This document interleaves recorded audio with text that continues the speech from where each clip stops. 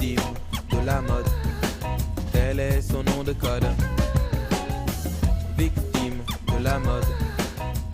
À l'occasion de la 20e édition de Paris Photo qui se tiendra du 10 au 13 novembre, soyons précis, prochain, eh bien figurez-vous que certaines grandes maisons se mettent à faire des ventes aux enchères thématiques. Exactement. Et parmi toutes ces maisons de vente, William, il y a la maison William, de vente. oh mince, oh c'est beau, oh j'adore, oh là là, tu vas te faire taper dessus, toi, c'est bien. Il en rêvait, elle l'a fait. C'est drôle, non? Oui, d'ailleurs, je le prends très très bien. Ah, écoutez, il forme manque tellement que voilà, j'en rêve la nuit. Et donc voilà, parmi ces grandes maisons, il y en a qui se... Il y en a une qui se démarque toujours un peu des autres, c'est la maison de vente Milon. Alors dans le domaine de la photo, elle se démarque parce qu'elle présente toujours des collections, des fonds photographiques qui, historiquement parlant, sont toujours très intéressantes. Et cette fois-ci, la maison Milon met à l'honneur la photographie de mode, Thomas. Alors à travers On est dans quelles années à peu près? Eh bien, alors...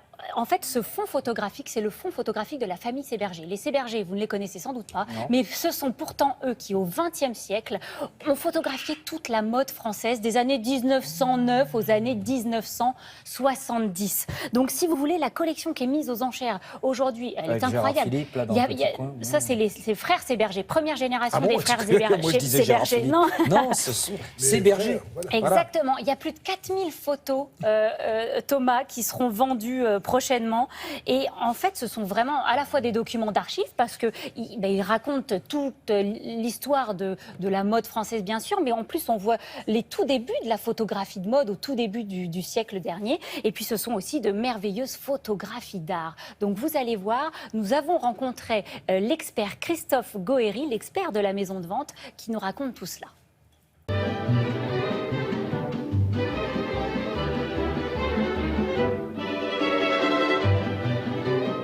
Avant 1914, la mode se situe sur quelques endroits très précis. On est dans les champs de course. Auteuil, Bagatelle, Longchamp, c'est principalement le bois de Boulogne, ce sont principalement les endroits où les femmes se montrent leur tenue.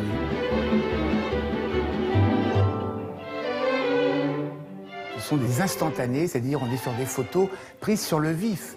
Les personnes photographiées ne sont pas professionnelles, donc il faut les mettre en scène très rapidement. Les Séberger savent prendre la lumière, avoir le bon côté de la robe. Ils savent aussi avoir beaucoup d'humour. Par exemple, ils vont prendre des photographes qui sont devant une femme qui porte un chapeau gigantesque. Ou alors, ils vont prendre une femme avec des appareils photo à leurs pieds. Ou alors, ils vont prendre un sourire, ce qui est, pour l'époque, quelque chose d'extraordinaire.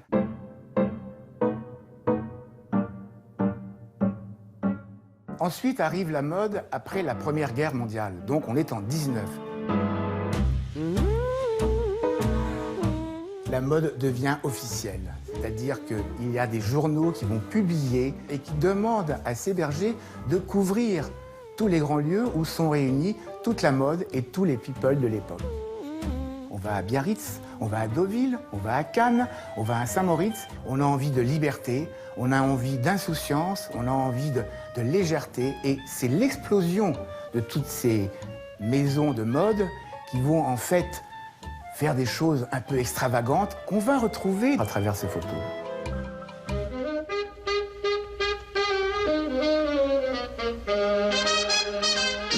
Et vient la période des 30 Glorieuses. On est après 1945 et là, tout est différent. On a envie de tas de choses, de modernité, de progrès. Et la photographie de mode, à ce moment-là, change totalement.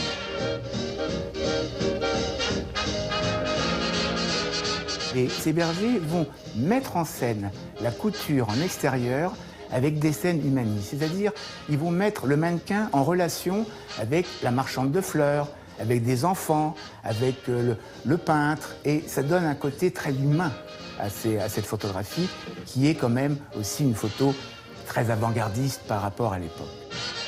Ces photographes ont une particularité, c'est qu'ils savent adapter leurs photos à l'ère du temps.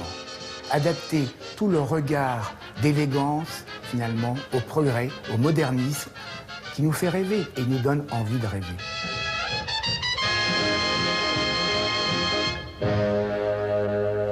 Vous avez vu le talent de ces photographes, c'est Ouais, incroyable. Hein. extraordinaire. Et vous savez qu'aujourd'hui, tous leurs fonds photographiques, tous les négatifs sont conservés à la Bibliothèque nationale et au Centre des monuments nationaux. Je voudrais vous montrer ça. On va Thomas, c'est terminer quelque avec chose ça. de très rare. C'est ce qu'on appelle le pictorialisme. C'est très rare parce que c'est un courant qui a été lancé par un Américain au début du siècle dernier qui a duré très peu de temps parce que ça n'a pas du tout marché en fait. C'est une technique qui consiste en fait à prendre une photo et à y poser des huiles grasses en couleur. Et c'est ce qui donne ce côté très cotonneux, Magnifique. très quoi, Magnifique. Non, Bah, moi, je veux la bah, même. et donc, voilà, les frères Séberger se sont un peu essayés au pictorialisme et il y aura ça également dans la vente. La vente a lieu le 8 novembre prochain. C'est Maître Milon qui sera au marteau. Alors, Et c'est Dieu sait si on formidable. va s'éclater. Allez-y. Merci beaucoup. Il reste